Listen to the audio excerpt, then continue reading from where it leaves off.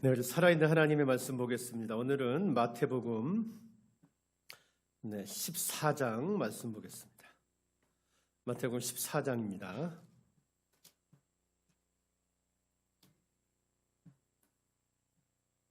네, 14장 22절부터 33절까지 말씀 보겠습니다.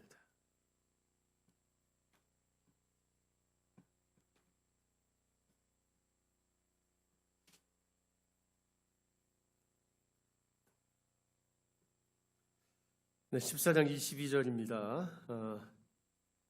같이 읽겠습니다.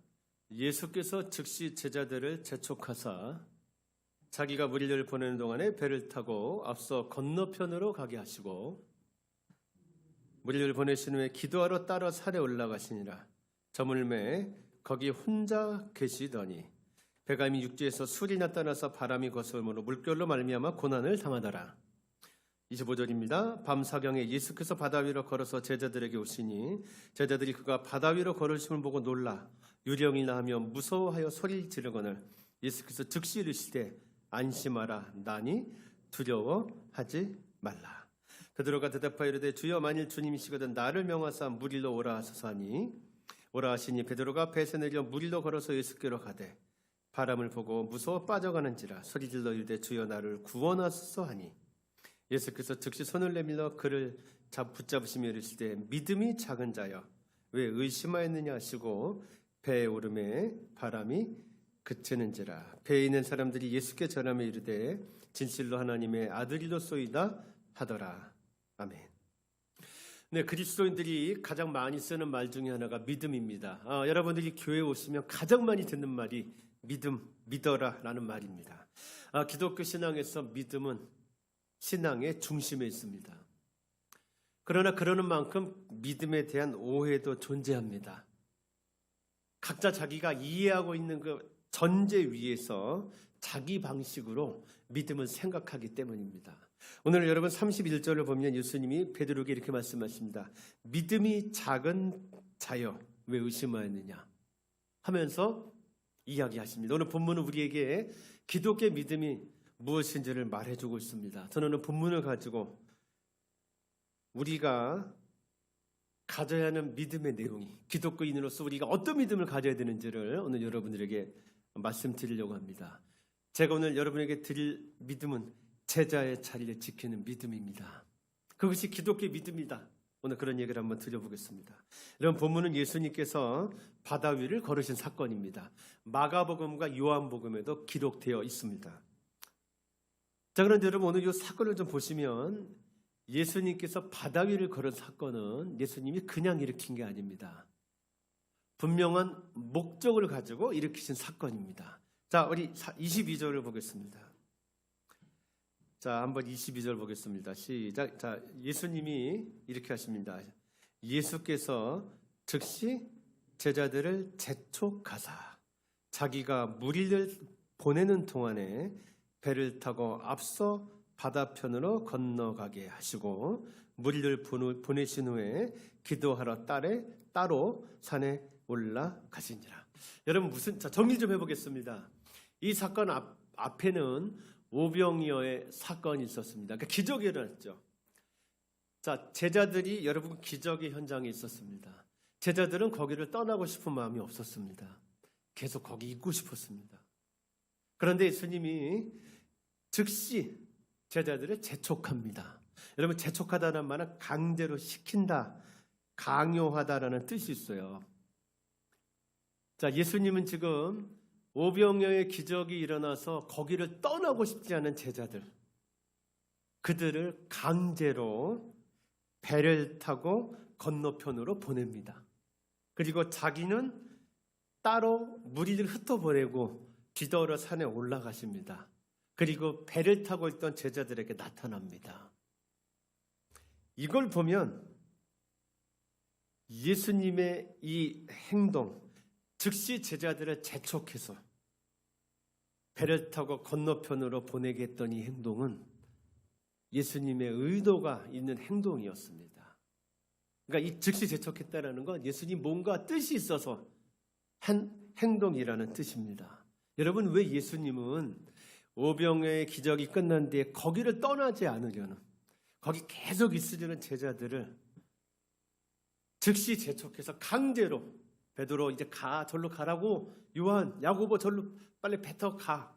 왜 그렇게 그들을 군중들과 분리시켜서 배를 타고 보내게 하셨을까요? 자, 제가 아까 이 이야기가 마가복음과 요한복음에도 기록되어 있다고 그랬습니다. 섞어서 읽어보면 정황이 다 잘 드러납니다.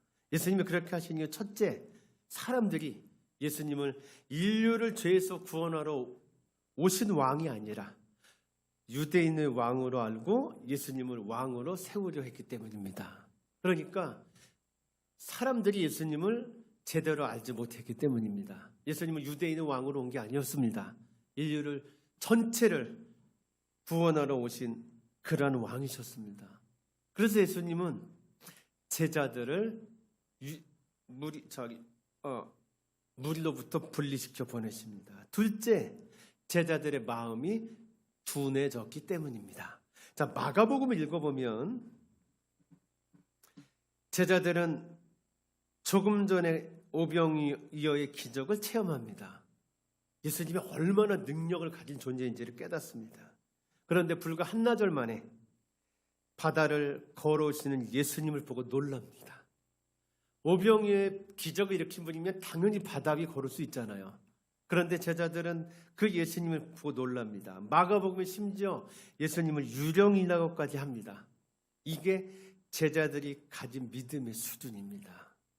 정리하면 오병이어의 기적으로 5,000명을 먹이신 예수님은 자기를 왕으로 삼으려는 군중들의 그릇된 요구를 보십니다.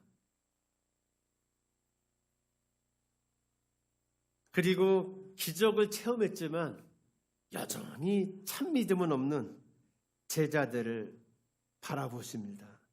그래서 제자들에게 참 믿음이 뭔지를 가르치시기 위해서 제자들을 즉시 재촉해 바다로 몰고 가십니다. 그리고 거기서 그들에게 바다를 걸어 나타나십니다.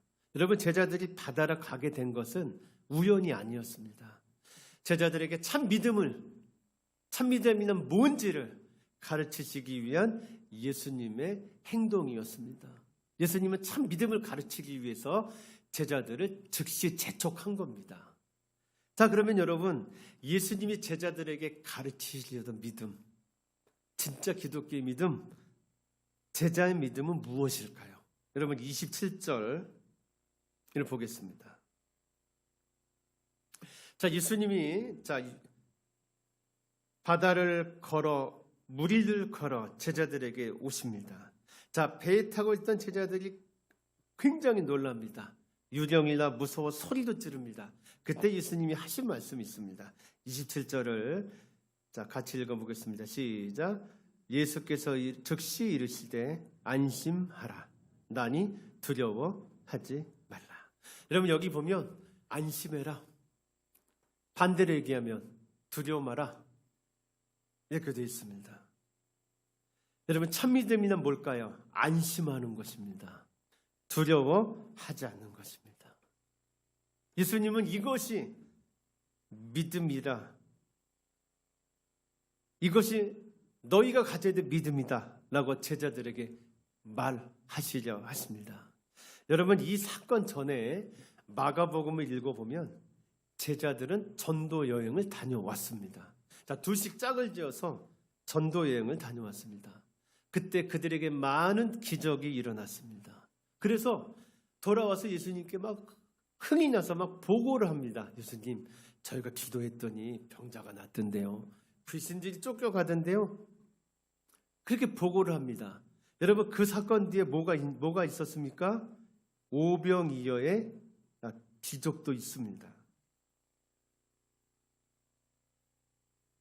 그런데 그렇게 많은 기적이 베풀어지고 있어도 그들은 여전히 제자다운 믿음을 가지지 못하고 있습니다.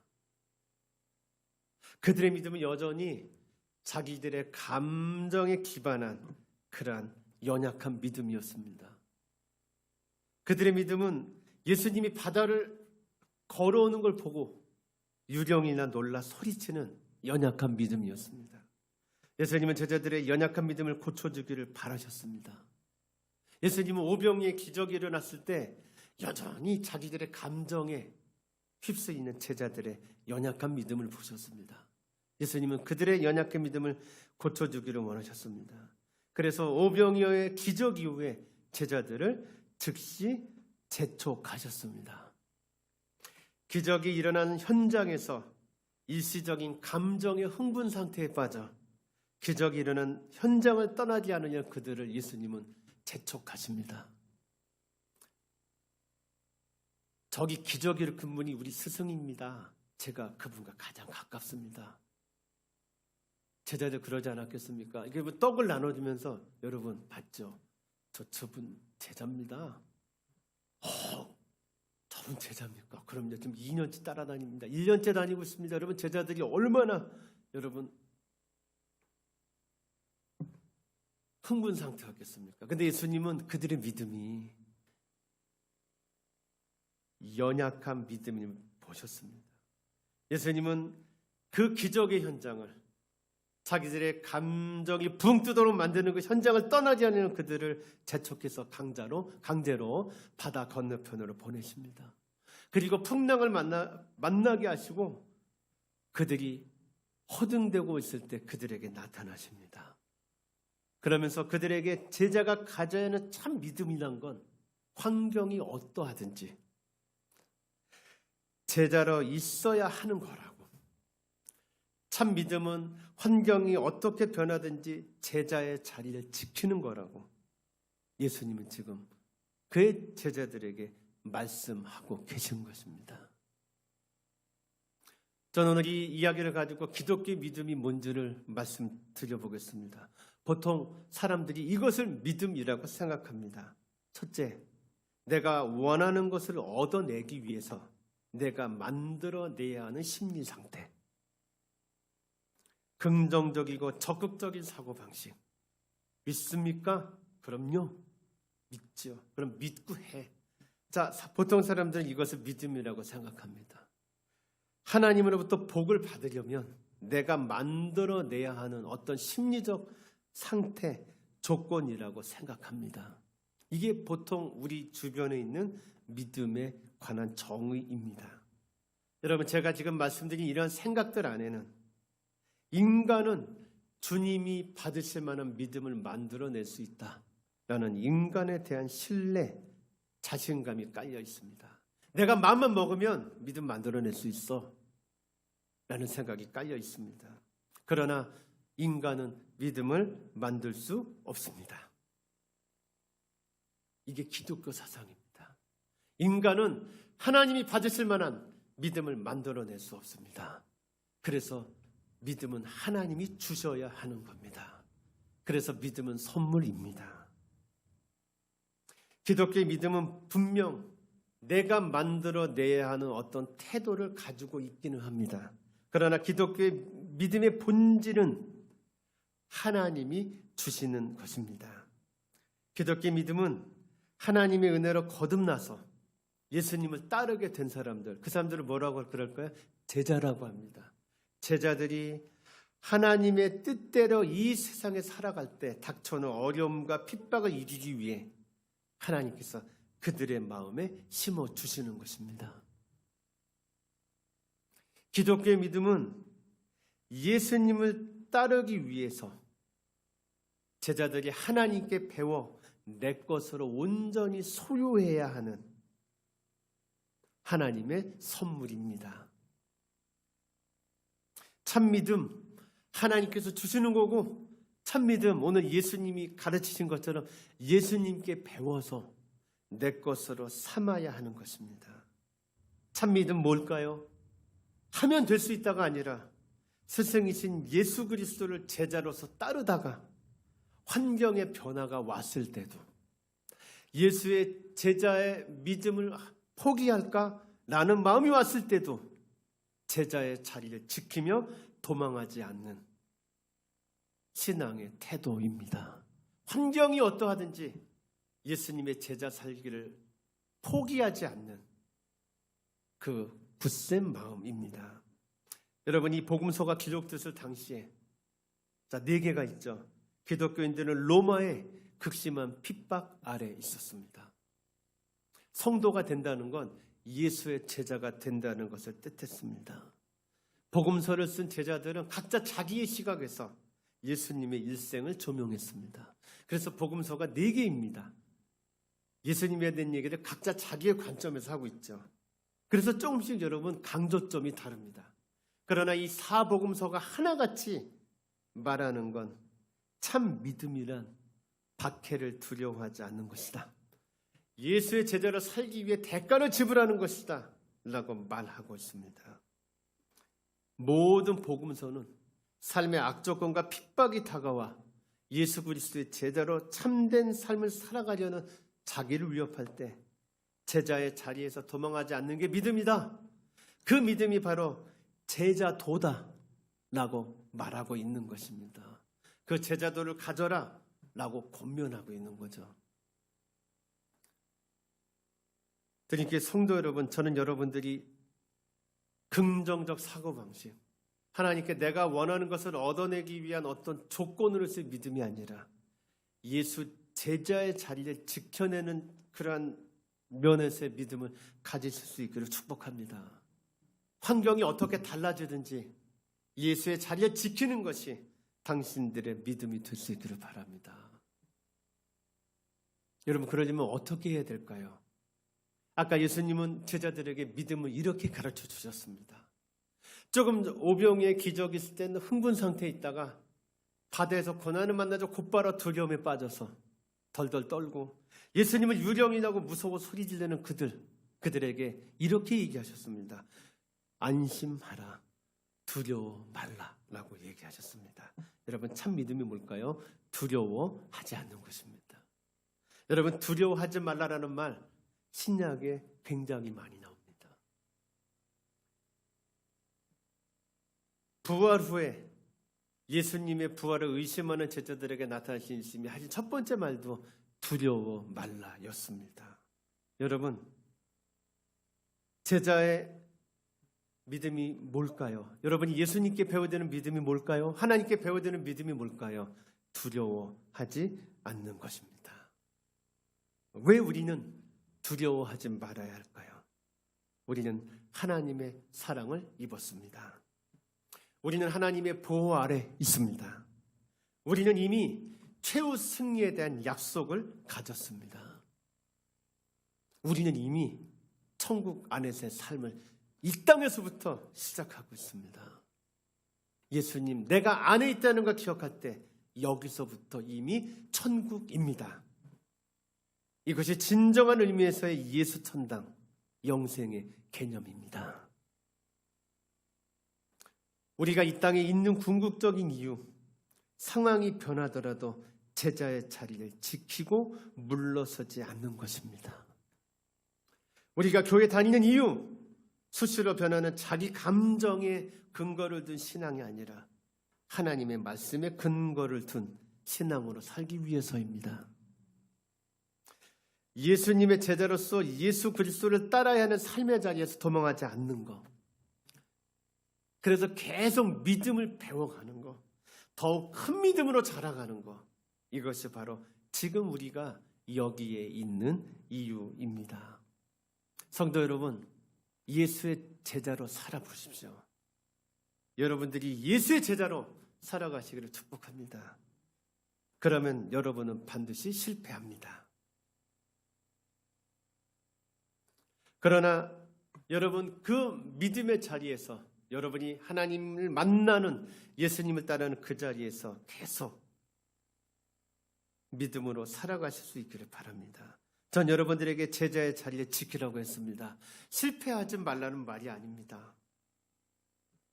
우리가 신앙을 실천해야 할 곳은 교회 안만이 아니라 직장과 학교와 가정이라는 사실을 기억하십시오. 거기서 제자로 살아내기를 힘쓰십시오. 여러분은 그러면 실패할 겁니다. 잘 되지 않거든요. 그러나 계속 다시 일어나서 제자의 길을 걸어가십시오. 계속 예수님께 제자의 믿음을 배우십시오. 여러분 실패하고 넘어졌을 때 주님 바라보세요. 주님이 이야기하십니다. 두려워 말라. 여러분 이 음성을 들으십시오. 나는 이미 하나님의 사랑을 입었고 그분의 보호 아래에 있고 이미 최후 승리를 가진 사람이라는 걸, 그 사실을 하나님께 계속 들으십시오. 그리고 다시 일어서서 제자의 길을 걸어가십시오. 상황이 어떠하든지 내가 예수의 제자이지 라는 그 뚜렷한 인식을 포기하지 마십시오. 지금 한국교회 안에는 자기 열심, 긍정적 사고방식, 하면 될 거야 라는 자기 암시가, 이런 것들이 기독교의 믿음으로 알고 이 믿음으로 예수 그리스도를 따르는 사람들이 있습니다. 그 사람이 바로 나일 수도 있습니다. 여러분 이런 시대에 우린 살고 있습니다. 믿음이 정신활동이라고, 뭐든지 마음먹으면 할 수 있다고 라고 오해되는 시대에 우리는 살고 있습니다. 여러분 믿음은 행동입니다. 믿음은 예수님의 제자로 살기를 포기하지 않는 내 삶의 행동입니다.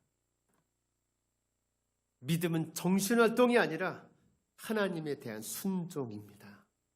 어떤 상황이 벌어지더라도 나는 그분의 제자이며 그분의 길을 따르기로 약속된 사람이라는 자기 확신이며, 실패하는 하나님의 뜻대로 사는 데 실패하더라도 다시 일어서서 예수의 제자의 길을 걷는 그 성실성입니다.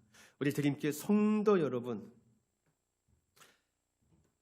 예수님의 가르침 속에 두려워하지 말아라, 안심해라 라는 그런 예수님의 가르침을 받으며 계속 제자의 길을 걸으실 수 있기를 축복합니다.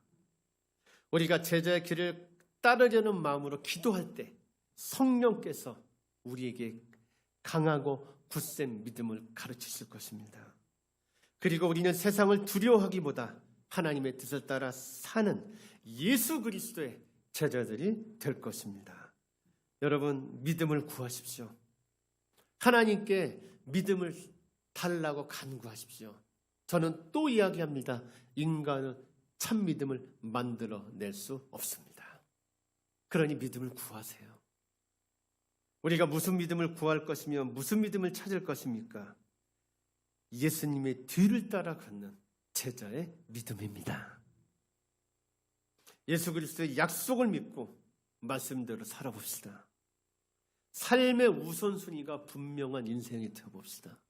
예수님처럼 아버지가 일하시니 나도 일합니다.